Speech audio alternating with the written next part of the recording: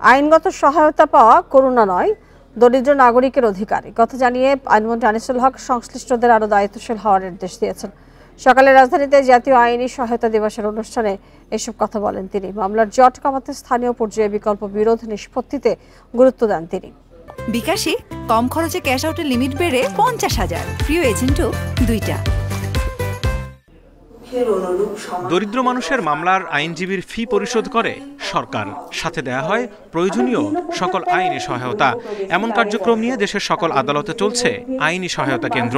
এমন সুবিধার পরও দেশের কোনো নাগরিক যেন আইনি সহায়তা থেকে বঞ্চিত না হয়, সেজন্য ব্যাপক প্রচার ও তাৎপর্য তুলে ধরতে পালন করা হয় জাতীয় আইনি সহায়তা দিবস।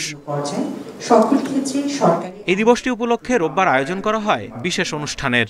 এতে আইনমন্ত্রী সংশ্লিষ্টদের দায়িত্বশীল ভূমিকা পালন করে কেবল কার্যালয়ে নয়, প্রত্যন্ত এলাকার মানুষের দোরগোড়ায় আইনি সহায়তা পৌঁছানোর নির্দেশনা দেন।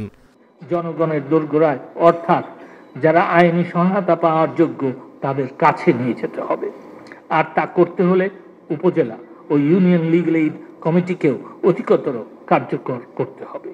কারাগারগুলোর সাথে যোগাযোগ বাড়াতে হবে।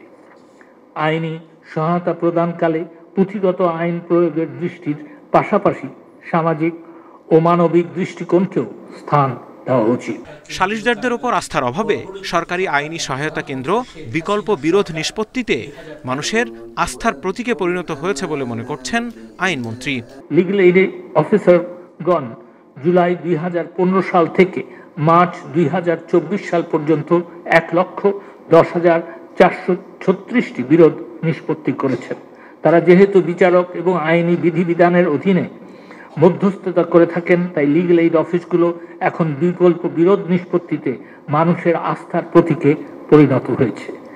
সুপ্রিম কোর্ট থেকে জেলা, উপজেলা ও ইউনিয়ন পর্যন্ত রয়েছে আইনি সহায়তা প্রদান কমিটি। Zahidul Bashar, independent news, Dhaka.